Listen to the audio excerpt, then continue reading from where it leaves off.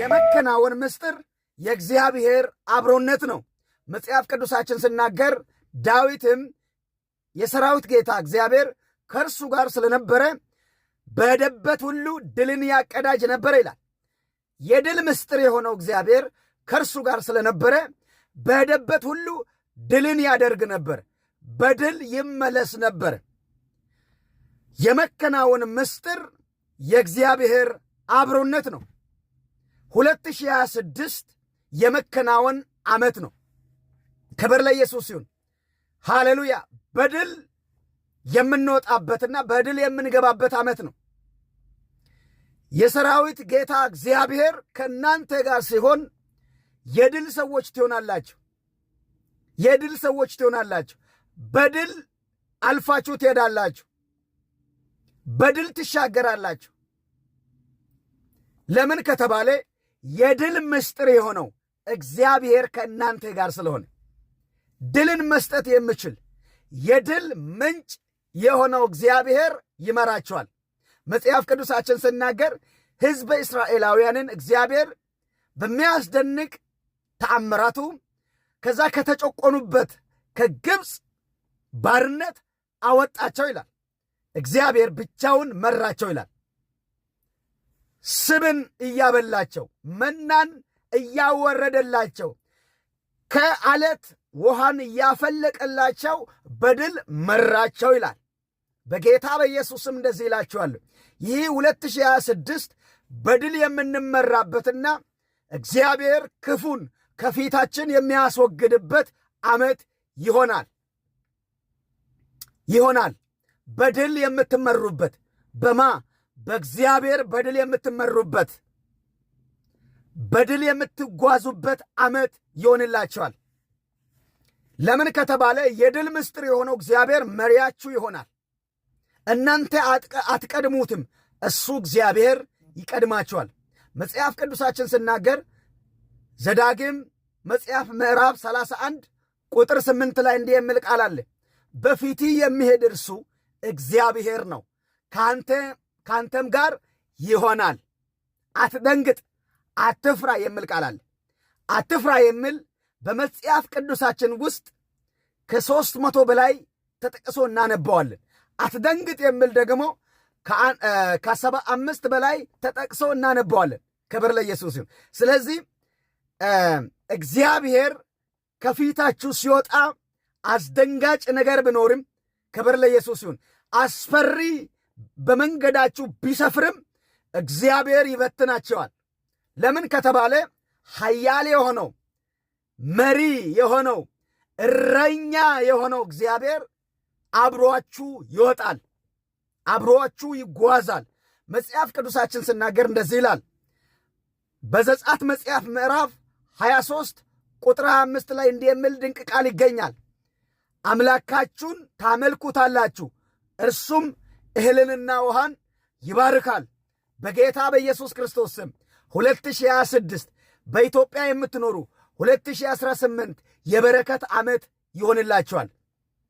በብዙ ነገር የምትለመልሙበት፣ በብዙ ነገር የምትባረኩበት፣ በረከታችሁን ተሸክማችሁ ወደ አደባባይ የምትወጡበት፣ ከብዙ ሰዎች ጋር የምታመሰግኑበት ዓመት ይሆንላችኋል። የቃርሚያ ምዕራፍ ተዘግቶ ወደ አውዱማ የምትሸጋገሩበት ዓመት ይሆንላችኋል። ክብር ለኢየሱስ ይሁን እና ሲቀጥል ምንድን ነው የሚለው? እግዚአብሔር በጠላቶቻችሁ ላይ ተርብን ይልካል ይላል። ተርብን፣ እግዚአብሔር ተርብን ይልካል። ተርብ ማለት ነካሽ ማለት ነው። ጠላቶቻችንን እየነከሰ የሚያባርር ማለት ነው። በዛን ጊዜ ሕዝብ እስራኤላውያንን ይቃወሙ የነበሩ ኢያቡሳውያን፣ ገርገሳውያን፣ ኬጢያውያን፣ ኤዋውያን የሚባሉ ክፉ ነገሥታቶች፣ ክፉ ጠላቶች ነበሩ። እግዚአብሔር ግን አብሮአቸው በመሆን ጠላቶቻቸውን እንዳባረራቸው እንመለከታለን። እግዚአብሔር ከፊታችሁ ሲወጣ አስፈሪው ይበተናል። እንደ ጎልያድ የሚፎክር መንገዳችሁን ሊዘጋ የሚጥር ከመንገዳችሁ ይነሳል። እናንተ ግን በድል ትጓዛላችሁ። በድል እንጓዛለን። የድል ምስጢር የሆነው እግዚአብሔር ስለያዘን በድል እንመለሳለን። ክብር ለኢየሱስ ይሁን። በድል እንጓዛለን፣ በድል እናልፋለን። ሃሌሉያ። ስለዚህ የመከናወን ምስጢር የእግዚአብሔር አብሮነት ነው። ከአንድ ስፍራ የተከናወነለትን ሰው ላሳያችሁ። ዘፍጥረት ምዕራፍ 39 ቁጥር 2 ላይ እንዲህ የሚል ድንቅ ቃል አለ። እግዚአብሔር ከዮሴፍ ጋር ነበር፣ ሥራውም የተከናወነለት ሰው ሆነ። በግብፃዊው ጌታውም ቤት ነበር። ጌታውም እግዚአብሔር ከእርሱ ጋር እንዳለ የሚሠራውም ሁሉ እግዚአብሔር በእጁ እንዲያከናውንለት አየ። ዮሴፍም በጌታው ቤት ወይም በጌታው ፊት ሞገስን አገኘ። እርሱም ያገለግለው ነበር። በቤቱ ላይ ሾመው፣ ያለውንም ሁሉ በእጁ ሰጠው።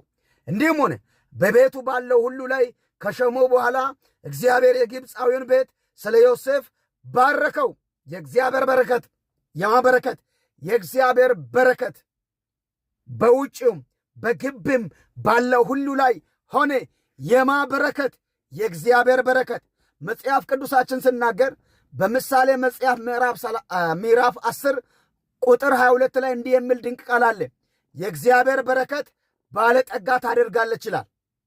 ሐዘንም በእርሷ ውስጥ አይገኝም፣ ጸጸትም በእርሷ ውስጥ አይገኝም። ሃሌሉያ! በጣም ድንቅ ቃል ነው ወገኖችን። የእግዚአብሔር በረከት የሚል ቃል አለ። የእግዚአብሔር በረከት በውጭውም በግብም ባለው ሁሉ ላይ ሆነ ይላል።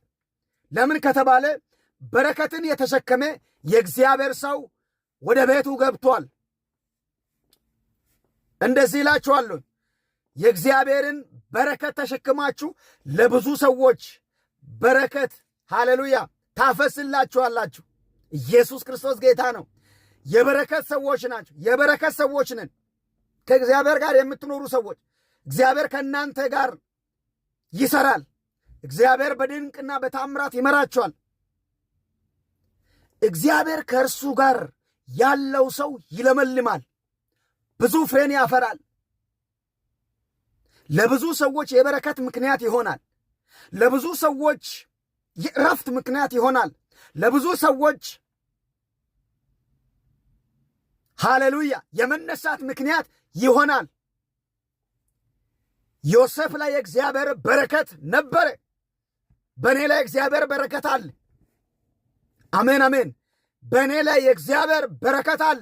ብዙዎችን የሚያበለጽግ የበረከት መንፈስ አለብኝ። የበረከት ቅባት አለብኝ። የበረከት ምንጭ አለብኝ። እርሱም እግዚአብሔር ይባላል። ወገኖቼ ቀላል አይደለም። ሃሌሉያ! ለብዙ ሰዎች የበረከት ምክንያት መሆን መታደል ነው። ሃሌሉያ! የእግዚአብሔር በረከት በዮሴፍ ላይ ከመሆኑ የተነሳ የሰውየው ቤት ተባረከ ይላል። በበረከት ተጥለቀለቀ። ቤታችሁ በበረከት ይጥለቀለቃል። ሃሌሉያ! ጌታ ይባረክ። የበረከት ምስጢር ሃሌሉያ የእግዚአብሔር አብሮነት ነው። እግዚአብሔር ከዮሴፍ ጋር ነበረ ይላል።